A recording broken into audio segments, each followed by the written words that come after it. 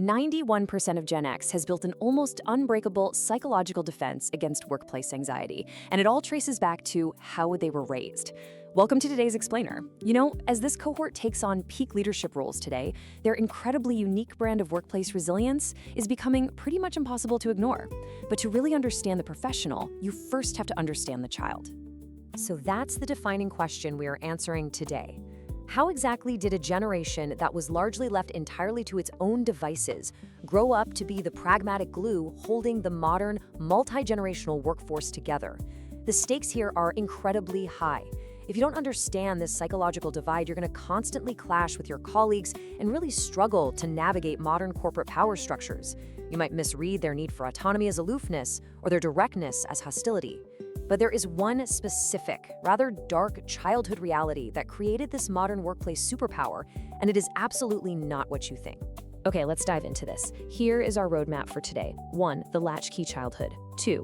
Forging unseen resilience. 3. The Gen X work ethic. 4. A fascinating retention paradox. And finally, number 5. Managing independence. Let's kick things off with part 1, the latchkey childhood and growing up unsupervised. To truly decode this generation, we really have to travel back to the massive societal transformations of the 1970s and 80s. The term latchkey kid wasn't just some rare fringe label, it was standard operating procedure for an entire demographic. During this era, we saw divorce rates absolutely skyrocket, along with a massive influx of dual-income households as more women rightfully enter the professional workforce. But here's the catch. This happened well before widespread, affordable childcare options were a thing. So millions of kids simply wore a house key on a string around their necks, let themselves in after school, and literally figured out how to survive until dinner time. Think about it. The 1970s were the golden era of free-range parenting. Kids were hopping on bikes with banana seats, drinking straight from the garden hose, heating up sad little microwave TV dinners, and basically disappearing into their neighborhoods until the streetlights came on. Their parents barely hovered at playgrounds, and disputes, well, they were settled by the kids themselves. Compare that to modern parenting, which tends to be hyper-involved and heavily monitored. For Gen X, a figure-it-out environment wasn't a punishment. No way. It was the absolute unquestioned norm. And there was a profound emotional solitude to spending all those afternoons in empty houses. They were absorbing major cultural anxieties from the Cold War to the AIDS epidemic, often with no parent around to process it with them. In fact, psychologists point to this fascinating concept called the unapplaused statistic. Because they weren't getting constant praise for every minor achievement, their dopamine reward pathways actually developed entirely differently than modern generations. They had to learn to self-regulate, handle their own boredom, and find internal validation completely on their own. Moving right along to part 2, forging unseen resilience, or what we can call the crucible of independence. So that physical isolation, it didn't just make them lonely. It forged an extreme, almost bulletproof psychological self-reliance. You're looking at a generation that had to constantly adapt to instability. From the surge in divorce rates in the 70s to coming of age alongside the personal computer in the 80s, and then navigating the dot-com boom in the 90s. Because they were already so used to figuring things out without an instruction manual, adopting new technology felt entirely natural to them. Change wasn't scary. Actually, change was just a typical Tuesday. Now, what's really interesting about this is how the hard data totally backs up their lived experience. A major study from the University of Gothenburg in Sweden looked at resilience building capacity across different generations in the workplace. And the research found that for Gen X, resilience is heavily promoted through autonomy, specifically having the power to influence policies, taking on independent leadership roles, and seeking out practical problem solving. Their childhood independence literally translates directly to their adult resilience. Which brings us to part 3. The Gen X work ethic, how survival skills become professional traits. Those exact childhood survival tactics manifest directly into the DNA of the modern Gen X professional. They are incredibly pragmatic and fiercely results-oriented. They honestly do not care about the optics of looking busy, they just care about getting the job done. And because they were raised to be self-sufficient, they're deeply skeptical of rigid corporate hierarchies and performative management.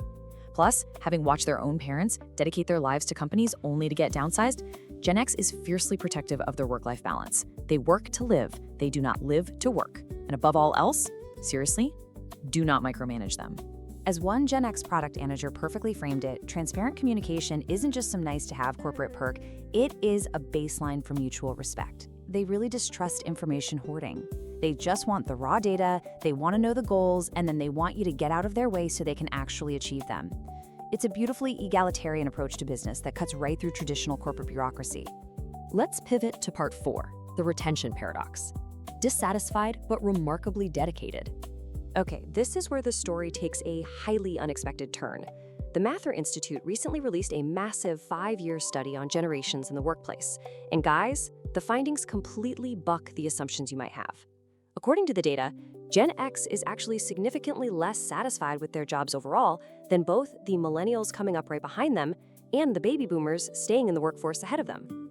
And this brilliantly illustrates that exact point. Gen X is sitting at a 59% overall job satisfaction rate, while millennials are up there at 66%. Why?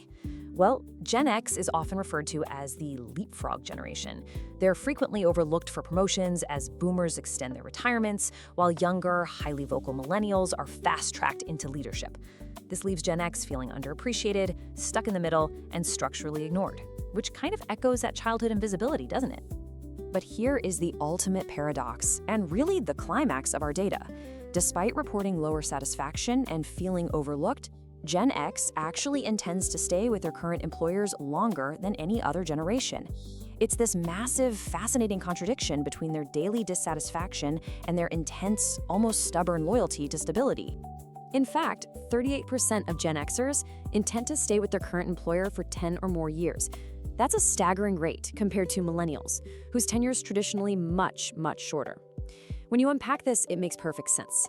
A generation raised in the instability of the 70s and 80s, who then weathered multiple economic crashes as adults, places a massive premium on security. They might not love the corporate structure, but their pragmatism absolutely wins out. They're going to hold their ground. Finally, part 5, managing the independent generation, leading without smothering. So the crucial point is, how do we actually apply this? Here is the exact leadership playbook for managing a Gen Xer. You've got to offer them high levels of autonomy. Provide mentorship and coaching, for sure, but never dictation. Judge them strictly on their outcomes and merits, not on whether they showed up to some optional virtual happy hour. Respect their absolute boundary that when the workday is over, it's over.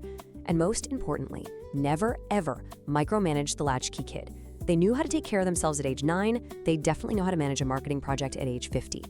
It's also vital to acknowledge the immense pressure they're under right now. Gen X is widely known as the sandwich generation. They are currently at the peak of their careers, yet they're quietly balancing the massive stress of caring for both their aging boomer parents and their own growing kids. Their latchkey-bred grit isn't just a thing of the past. It is a resilience that is being fiercely tested every single day in the present. Ultimately, Gen X serves as the crucial bridge in today's office. They translate the traditional hierarchical expectations of the baby boomers into the fluid, purpose-driven, tech-centric language of millennials and Gen Z. Without their pragmatic, stabilizing presence, the generational friction in most companies would just be completely unmanageable. They really are the essential glue holding it all together. Which leaves us with this final, truly provocative thought to consider. If a generation's absolute greatest strength, their unbreakable resilience and problem solving, was forged by being left entirely alone, are we managing them out of their resilience today with constant pings, check-ins, and endless meetings? Give them the keys, let them in, and watch what they can build. If you want to decode more hidden patterns of human behavior, hit the subscribe button now.